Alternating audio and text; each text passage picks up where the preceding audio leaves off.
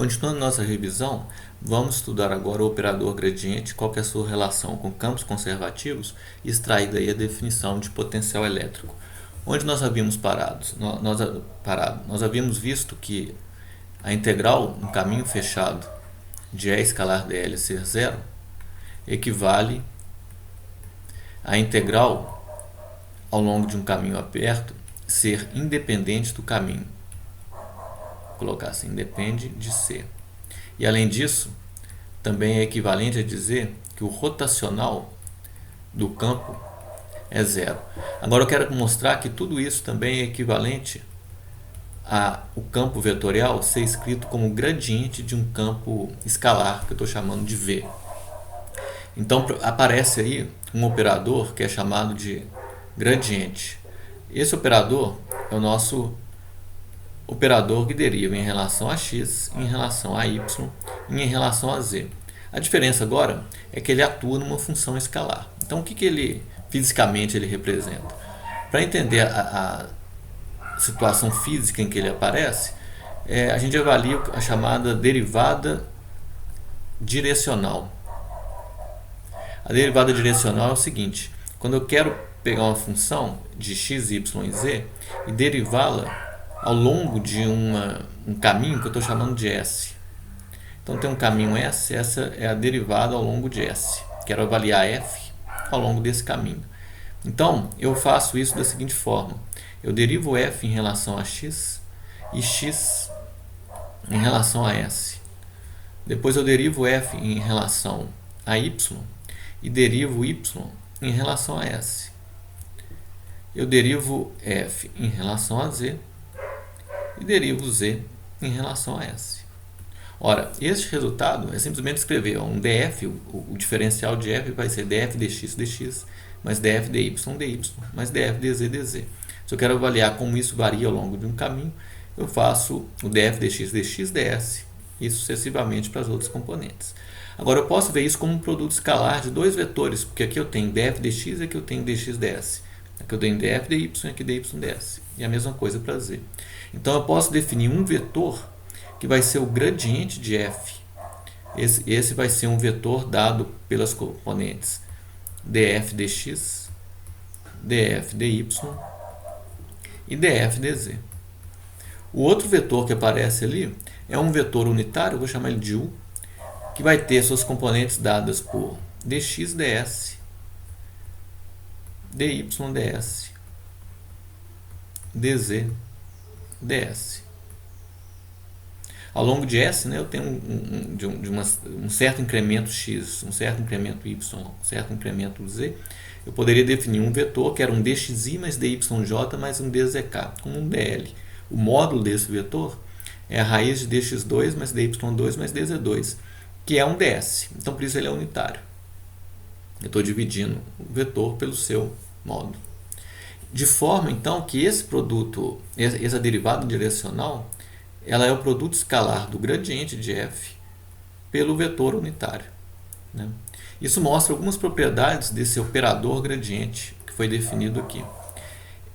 O gradiente de uma função, ele vai ser normal à superfície de nível, vou colocar assim, normal à superfície de nível da função f.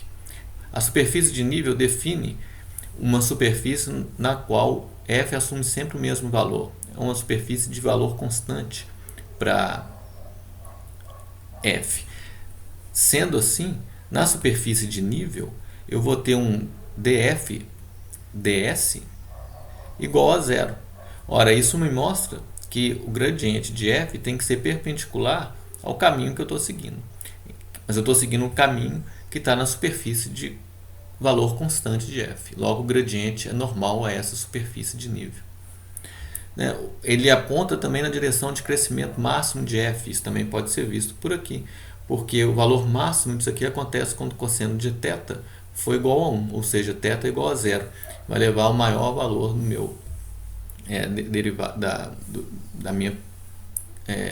meu do cálculo, que é o df ds. Então eu tenho essas propriedades. Isso aqui vai ser importante para a gente um pouquinho mais para frente, vou deixar ela registrada. Bom, mas então nós temos esse gradiente de f. O que ele tem a ver com o que a gente vinha estudando antes? Ora, veja o seguinte, se eu quero calcular a integral do caminho no caminho C de uma função f, vou chamar a função e para ficar igual ao que eu estava fazendo antes, é escalar dl ao longo de C. Agora, seja o e escrito como gradiente de uma função escalar. O que vai acontecer com essa integral? Bom, ela vai ser escrita como menos, né, gradiente de v escalar dl. Mas o que é isso? A gente escreve por extenso. É um dv, é um produto escalar. Então, é um dv, dx, vezes a componente x do dl, que é dx, mais componente 2 do gradiente, dv dy, componente 2 do dl, dy, mais componente 3 do gradiente, dv dz, componente 3 do dl, dz, ao longo de EC. O que é isso? dv dx, dx mais dv dy, dy mais dv dz, dz é simplesmente dv ao longo de C. C é algo que vai vir de A até B. Esse é meu caminho C. Então eu escrevo integral de A até B de dv. Bom, mas isso eu sei fazer. Isso tem um sinal menos em tudo, né? Que vem daqui. Isso é menos o v no ponto B menos v no ponto A. Porque a integral de dv é v. Então, qual que é o resultado disso? A integral ao longo do caminho de E escalar dl, quando pode ser escrito como gradiente de uma função escalar, depende apenas do valor dessa função escalar nos pontos extremos, ponto inicial e ponto final. Ora, se depende apenas do valor de v nos pontos inicial e final, ela não depende do caminho. Qualquer outro caminho aqui, que liga os mesmos pontos, vai dar o mesmo resultado, porque o resultado é esse aqui. Bom, então a gente chega em mais um ponto da nossa equivalência. Agora eu vejo que integral de C ao longo de C de E escalar dl, independente do caminho,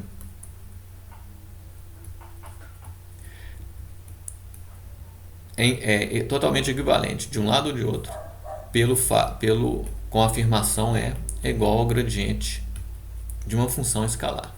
Bom, mas isso leva também a fechar o nosso quadro com as outras equivalências. A integral no caminho fechado é igual a zero, rotacional de E é igual a zero, e tudo isso agora é interligado. Uma afirmação é equivalente à outra. A gente nunca pode esquecer disso. Essas quatro afirmações são equivalentes e podem ser usadas para definir um campo conservativo. Em particular, se o campo é conservativo, ele pode ser escrito como um gradiente de uma função escalar. Isso nos define exatamente o potencial elétrico. Mais precisamente, isso nos define a diferença de potencial elétrico.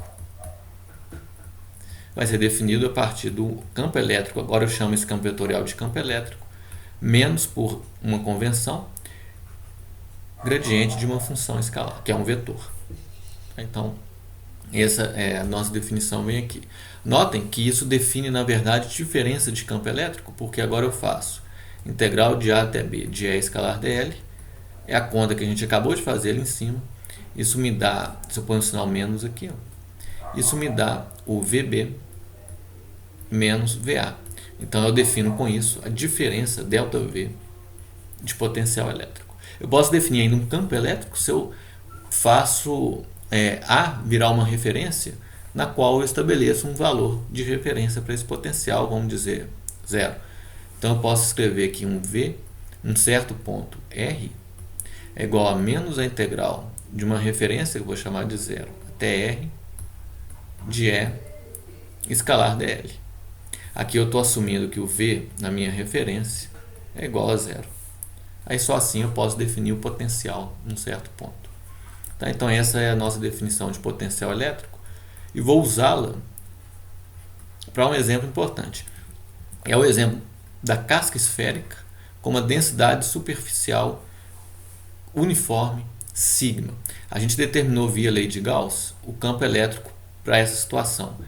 Fora da casca, com R maior que o R maiúsculo que define o raio da casca, eu tenho o campo como é Q sobre quadro πε0, 1 sobre R2 na direção radial. Para R menor que R, a gente viu que o campo elétrico é igual a zero. E o potencial? Como é que seria o potencial no ponto fora? Então vamos calcular, usando o que a gente já tinha feito. Bom, o potencial em V em R vai ser menos a integral da minha referência, que eu vou colocar lá no infinito, até o R, do E escalar dl. Sabendo que o V lá no infinito, eu estou falando que vai a zero. Então eu defino o potencial no ponto R por essa expressão. E como é que eu calculo então? Então eu estou indo lá do infinito e chegando perto da esfera a uma distância R dela. Qualquer ponto R, na verdade. Então eu só substituo para escrever. Só posso lembrar que é fora da esfera. Então você vai de infinito até R, Q sobre 4πε0, 1 sobre R2, R, escalar dl. Indo de infinito até R. Então isso aqui vai dar simplesmente Q sobre 4πε0. A integral é de R a menos 2. Isso vai dar 1 sobre R nos limites que eu especifiquei antes. Daí eu vejo que o meu potencial no ponto R maior que o raio da esfera, é Q sobre 4πε0, 1 sobre R.